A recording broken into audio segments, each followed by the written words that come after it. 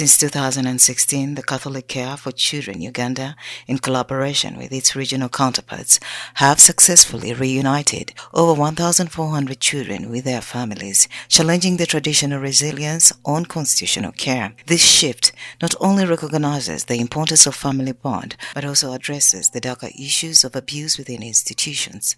As AMECEA and its partners forge ahead with these care reforms, in collaboration with the Uganda Episcopal Conference, Mwana from the Institute of Daughters of the Heart of Mary from Kenya says that there is need for a joint effort with the church through small Christian communities to see this a success.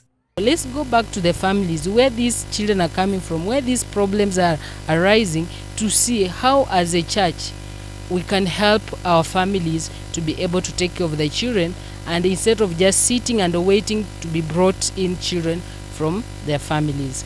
And therefore, together with the AMECEA, we want to use the church structure, that is the small Christian communities, through the diocese, through the conferences that we have, our conference from different countries in the region, and the AMECEA as the bigger body, and the Association of Women Religious, both men and women, in our different conferences, to see that we do something for our families, for our children.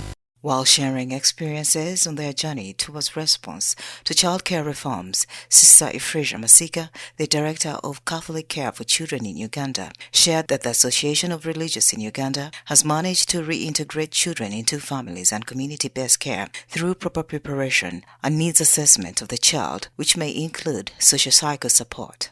The warden or the administrator at the baby's home has to go down to the family of the child, which will be reintegrated, and with the help of the local council chairperson, they assess the stability of the family members. The family itself economically, whether they are able to sustain the needs of the child, and not only this one child, but also the other children in the family. And where there is need, they offer a hand, and for this particular case, the family has been prepared. It has been supported with some finances for income generating activity. We also don't look at economic gains, but we also look at the psychosocial support. Sometimes some families need some counseling, they need some guidance. So all this support is given to a family before a child is reintegrated. It's not a matter of thinking today we are taking a child back and you go. There is preparation prior and even post-placement. Even when a child has been placed in a family, still it's the mandate of the baby's home to make sure they make follow-ups, so that they can ensure the child is fully or successfully integrated.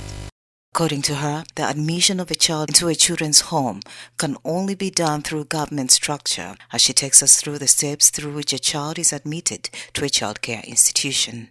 And it starts with the family member. They show their inability to take care of the child, and now they get the consent or the referral note from the local council chairperson. The local council chairperson takes that letter to the probation office at the district. So it is the probation officer who admits the child into the child care institution. Actually, in no way can a warden or an administrator admit a child into the child care institution. So it all goes back from the family, the community, and then at the district.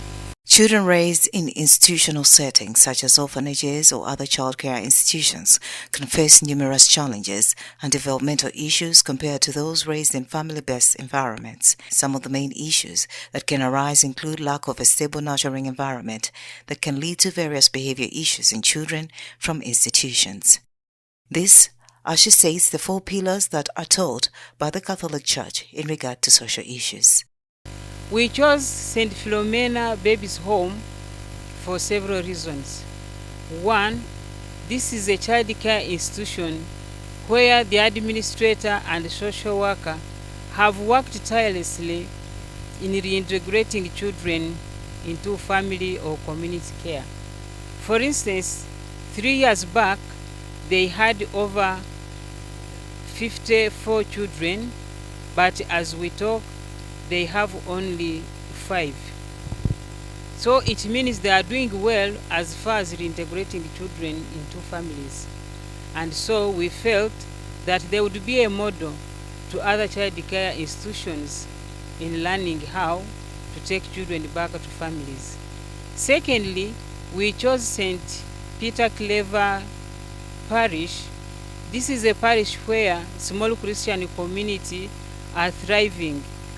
And as we talk of children going back to the community, we want to place these children in the care or in the hands of small Christian community members who would see children thrive further after being in child care institutions.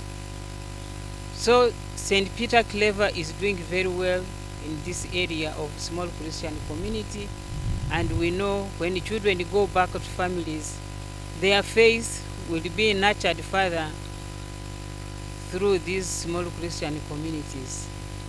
Recognizing these issues, many religions and countries are shifting towards family-based care models, which aim to provide more nurturing and supporting environment for children's overall development. These models focus on either keeping biological families together and supported or finding foster or adopted families who can provide care and stability that children need to thrive.